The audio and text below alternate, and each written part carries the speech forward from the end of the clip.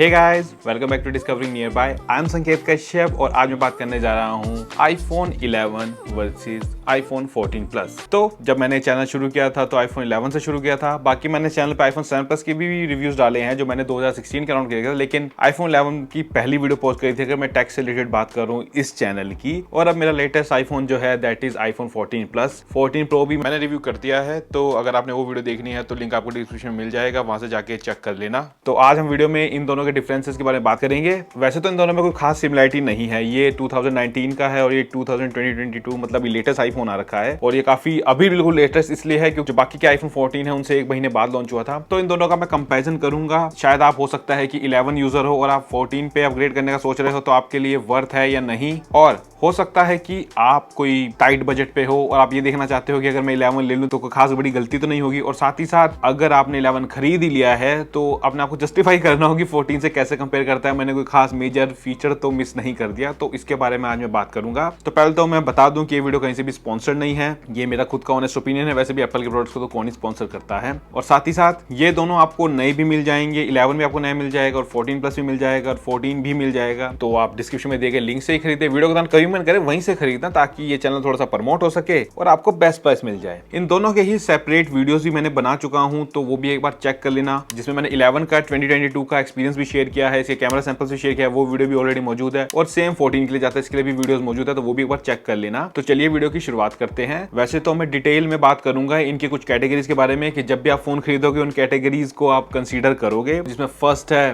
Design, second है build quality, third है cameras, fourth है स्क्रीन, फिफ्थ है परफॉर्मेंस, सिक्स्थ है बैटरी एंड लास्ट कुछ एडिशनल फीचर्स जो दोनों में डिफरेंट है। साथ ही साथ ये जो रिव्यू होगा या ये जो वीडियो है ये बिल्कुल प्रैक्टिकल वीडियो होगी। मैं ऑन पेपर्स जाके नहीं, मैं प्रैक्टिकल एक्सपीरियंस के बारे में बात करूंगा कि आपको कैसा महसूस होगा अगर आप इनमें से कोई भी चूज कर रहे हैं और कितना डिफरेंस मेरे को आपको डे टू डे लाइफ में ऑब्जर्व होगा। तो मैं बिल्कुल प्रैक्टिकल बातें करूंगा, टेक्निकल स्टफ में ज्यादा नहीं जाऊंगा क्योंकि ऑन पेपर्स कई बार चीजें बहुत ज्यादा डिफरेंट होती है, लेकिन अगर आप एक्चुअल में देखोगे तो वो इतनी ज्यादा डिफरेंट नहीं होती। तो प्रैक्टिकल रिव्यू होगा एक तरह से। और अगर आपको इस तरह के प्रैक्टिकल रिव्यूज, इस तरह की क्लियर वीडियोस, डायरेक्ट वीडियोस देखना पसंद है तो इस चैनल को सब्सक्राइब कर दीजिए, वीडियो को लाइक कर दीजिए, ताकि तभी मुझे पता चलेगा ना कि आपको मेरी इस तरह की वीडियो देखना पसंद आती है और ये चैनल भी प्रमोट तभी तो होगा यार। लेकिन अगर आपने कंक्लूजन जानना है, मतलब स्टार्टिंग में ही कंक्लूजन जानना है, वैसे तो बहुत कम चैनल जो स्टार्टिंग में कंक्लूजन देते हैं, तो मेरा कंक्लूजन आप सुन लीजिए। देखिए iPhone 14 या 14 प्लस या 13 ये सब बिल्कुल बढ़िया फोन है। अगर 2022 में अगर आपका बजट की कोई दिक्कत नहीं है तो 13 सबसे बेस्ट वैल्यू फॉर मनी है। लेकिन अगर आप 14 Pro मैक्स भी लेंगे तो ऑब्वियसली बात है वो बढ़िया है और 14 प्लस भी बहुत बढ़िया है। 14 के बजाय आपको 14 प्लस इसलिए चूज करना चाहिए क्योंकि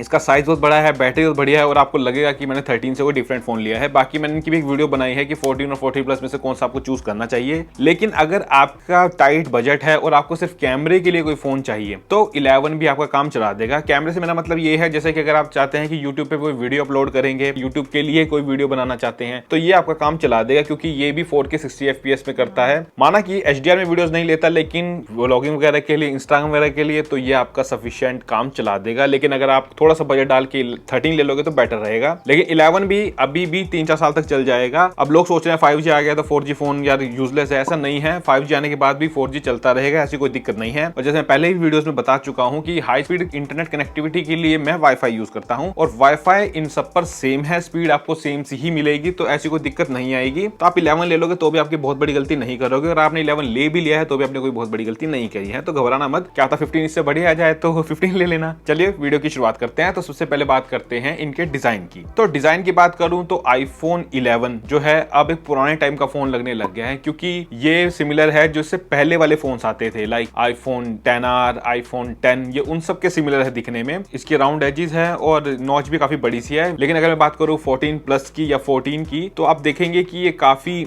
मॉडर्न सा डिजाइन है, मतलब जो लेटेस्ट आईफोन्स आ रहे हैं वो इसी पर आ रहे हैं। इसकी फ्लैट साइड्स हैं, ये काफी प्रीमियम भी लगता है दिखने के अंदर और आने वाले कुछ सालों तक भी मैं अज्यूम करके चल रहा हूं कि यही डिजाइन आएगा, बाकी एप्पल का कुछ पता नहीं। लेकिन हाँ, ये लेटेस्ट डिजाइन का फोन है और इसकी नॉच भी बहुत छोटी है, तो मेरे अकॉर्डिंग ये बेस्ट चीज है इसके डिजाइन के अंदर। तो अगर आप डिजाइन देख रहे हैं तो ओवरऑल क्लियर विनर तो 14 ही है। लेकिन हाथ में पकड़ने की कंफर्टेबिलिटी की बात करें तो वहां पर 11 थोड़ा कंफर्टेबल आपको ज्यादा लग सकता है इसके राउंड एजेस की वजह से, लेकिन 14 थोड़ा कॉम्पैक्ट है तो वो भी इक्वली ही कंफर्टेबल लगता है। बाकी बाकी आपके ऊपर डिपेंड करता है कि आपको कौन सा ज्यादा कंफर्टेबल लगता है, लेकिन अगर डिजाइन की बात करें तो ऑब्वियसली बात है 14 का डिजाइन बेटर है। इसके बाद हम बात करते हैं बिल्ड क्वालिटी की। तो बिल्ड क्वालिटी आईफोन 11 की भी ग्लास और एल्यूमिनियम है और 14 की भी सेम ही है। दोनों ही प्रीमियम लगते हैं, दोनों में भी किसी भी तरह का आपको नहीं लगेगा कि चीप फोन है। अगर आप 30-40 हजार के करीब का आईफोन 11 खरीद रहे हैं तो कहीं से आपको ये नहीं लगेगा कि मैंने सस्ता सा कोई चीप सा फोन ले लिया, मतलब जितना मैंने प्राइस पे किया है उतनी वैल्यू फॉर मनी नहीं मिली, ऐसा नहीं है। ये वैल्यू फॉर मनी लगेगा आपको अगर बिल्ड क्वालिटी की बात करूं। लेकिन 14 की वैसे तो सिमिलर है बिल्ड क्वालिटी, लेकिन इसके अंदर कुछ एडवांटेजेस ऐसे हैं। फर्स्ट ऑफ ऑल ये जो है सिरेमिक शील्ड के साथ आता है, जो कि उनकी तरफ से एक टफ ग्लास है जो आपको बेटर ड्रॉप प्रोटेक्शन दे सकता है। और ड्रॉप प्रोटेक्शन वैसे सुनने में लगता है कोई बड़ी चीज नहीं है, लेकिन ये बहुत बड़ी चीज हो सकती है, क्योंकि आईफोन का अगर बैक का ग्लास टूट जाए या फ्रंट का ग्लास टूट जाए तो बहुत ज्यादा खर्चा करवा सकते हैं आपको। तो ये चीजें कंसीडर करने वाली है कि बिल्ड क्वालिटी इसकी बहुत स्ट्रॉन्ग है। साथ ही साथ इसके अंदर आपको वाटर रेजिस्टेंट ज्यादा मिलता है, मतलब वाटर रेजिस्टेंट ज्यादा है, जिससे आप इसे पानी में ज्यादा बेफिक्री से यूज कर सकते हो एज कम्पेयर टू 11। बाकी इन दोनों में से मैं किसी को नहीं रिकमेंड करूंगा कि आप पानी में यूज करें, क्योंकि अगर पानी से कुछ नुकसान हो जाता है तो वारंटी के अंदर कवर नहीं होता। अब 11 की बेशक सिरेमिक शील्ड नहीं है, लेकिन फिर भी ये प्रीमियम क्वालिटी का फोन है। और मेरे को लगता है कि आप में से जो भी ये फोन यूज करोगे वो केस के साथ यूज करोगे, तो अच्छा केस लेके अगर आप इसे यूज करोगे, अच्छा स्क्रीन प्रोटेक्टर इस पे यूज करोगे, तो भी आपकी बिल्ड क्वालिटी अच्छी ही चलेगी एज कम्पेयर टू 14, क्योंकि 14 पे भी आदमी केस और स्क्रीन गार्ड लगवाता ही है। तो दिक्कत आपको 11 में भी नहीं आएगी, लेकिन हाँ बिल्ड क्वालिटी में जो सिरेमिक शील्ड है वो काफी बड़ा एक इंपॉर्टेंट फैक्टर है अगर आप 14 के केस में लोगे। नेक्स्ट बात करते हैं इनके कैमरास के बारे में। तो 11 और 14 में दोनों में ही 3 कैमरास हैं, जिसमें पीछे आपको मिलेगा वाइड एंगल लेंस और अल्ट्रा वाइड एंगल लेंस, और फ्रंट में आपको मिलेंगे 12 मेगापिक्सल के लेंस। लेकिन लो लाइट में परफॉर्मेंस काफी इंप्रूव हो चुकी है 14 के साथ में, और इवन फ्रंट फेसिंग कैमरा की तो बहुत ही ज्यादा ऑटो फोकस भी आ चुका है, तो बहुत बढ़िया हो चुका है। और ये सिनेमैटिक वीडियोस भी ले सकता है, और इसके नाइट मोड भी तीनों लेंसेज के अंदर हैं। तो चलिए बाकी डिटेल में बाद में करता हूं, पहले आप इसके कुछ सैंपल्स देख लीजिए।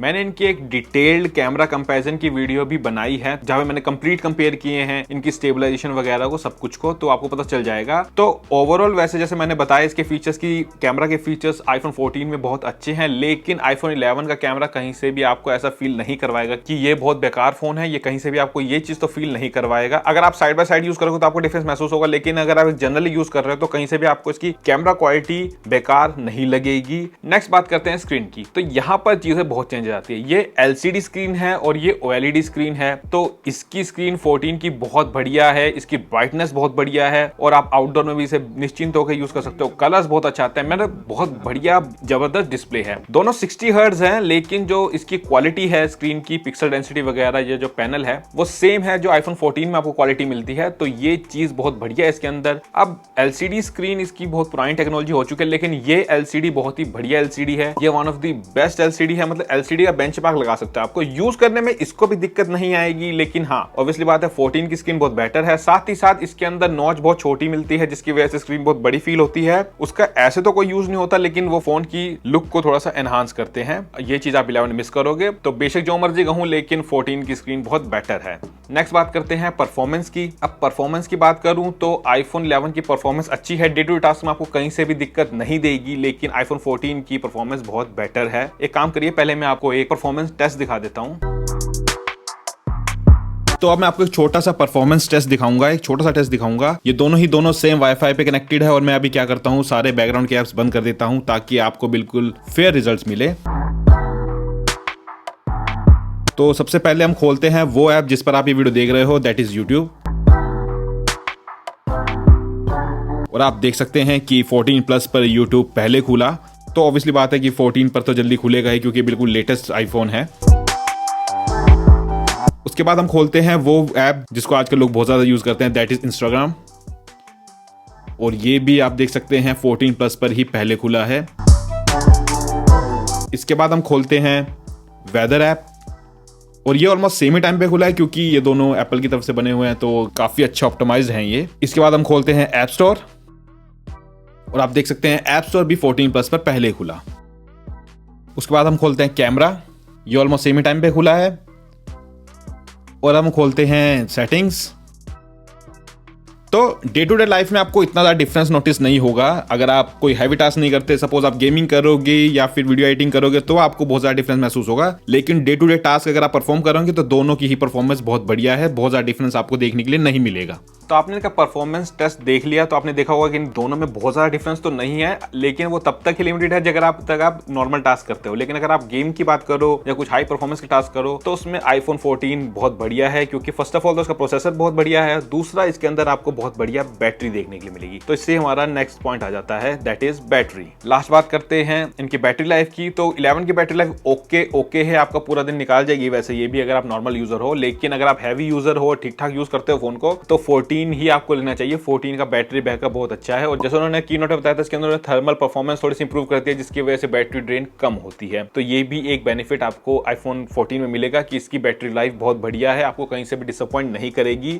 और आप कुछ बात करते हैं एडिशन फीचर्स जो दोनों में डिफरेंट है, जो बहुत अलग हैं और आपके लिए मैटर करेंगे। तो जिसमें फर्स्ट है कि ये 4G है, ये 5G है। तो ऑब्वियसली बात है, वैसे 4G फोन में भी आपको कोई खास दिक्कत तो नहीं आएगी, लेकिन ऑब्वियसली बात है 5G फ्यूचर है। और 14 में आपको क्रैश डिटेक्शन देखने के लिए मिल जाएगा, जो कि एक अच्छा फीचर है अगर आप सेफ्टी के लिहाज से देखें। साथ ही साथ 14 में आपको मैक्सेफ की कंपैटिबिलिटी मिल जाती है, तो ये भी एक मेजर डिफरेंस है दोनों के बीच में। इसके अलावा छोटे मोटे डिफरेंस और भी है, जैसे जो ब्लूटूथ है वो 5.3 है 14 में, और ऐसे बहुत सारे डिफरेंसेस हैं अगर छोटे छोटे नोटिस करे जाए तो ओवरऑल यही थे इनके अंदर डिफरेंस। तो जैसे मैंने बताया था शुरू में भी कि 11 भी आपका काम चला सकता है अगर आप कैमरा वैमरे के लिए सोचो, लेकिन अगर आप आज से 3-4 साल बाद तक यूज करना चाहते हो और अच्छी परफॉर्मेंस हमेशा चाहते हो, तो आईफोन 14 उसमें बहुत बेटर है। और अगर आप आईफोन 14 जितना हाई प्राइस नहीं पे कर सकते, तो आप 60,000 के अराउंड आपको आईफोन 13 मिल जाएगा, जो इक्वली परफॉर्मेंस देगा। तो मेरे हिसाब से 12 भी ना लेकर आप 13 लेंगे तो वही वैल्यू फॉर मनी है। 11-12 में बहुत ज्यादा डिफरेंस नहीं है, अगर मैं स्क्रीन के डिफरेंस को असाइड रख दूं, मुझे इतना ज्यादा कोई डिफरेंस नहीं लगता उसके अंदर, लेकिन फिर भी ऑब्वियसली बात है 12 बेटर है, क्योंकि उसके अंदर 5G है। तो अगर आप इनमें से कोई भी फोन लेने का सोच रहे हो, 11, 12, 13, 14, उन सब के लिंक डिस्क्रिप्शन में मिले हैं, तो मैं चाहूंगा वहीं से खरीदे, ताकि आपको बेस्ट प्राइस मिल सके और मेरा चैनल थोड़ा प्रमोट हो सके। एप्पल से रिलेटेड और भी बहुत वीडियोस इस चैनल पे मौजूद है, चाहे वो 13 हो, 11 हो, 7 हो, 5 हो, जो भी आपके मन में आईफोन आएगा उसकी वीडियो चैनल पे आपको मिल जाएगी, तो वो भी चेक कर लेना। सॉफ्टवेयर से रिगार्डिंग, वीडियो एडिटिंग से रिगार्डिंग कुछ भी सेटिंग्स जाननी हो, कैमरा सेटिंग, सब कुछ इस चैनल पे मौजूद है, तो वो भी एक बार चेक कर लेना। और अगर आपको अब तक ये वीडियो अच्छी लग रही है और अब तक यहाँ तक देख ही ली है, तो मतलब आपको कहीं ना कहीं तो वीडियो अच्छी लग रही है ना, तो इस चैनल को सब्सक्राइब कर दो। तो फिर मिलते हैं अगली वीडियो में। Till then stay safe,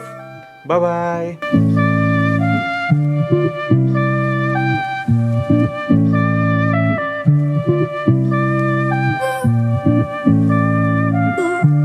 Ooh.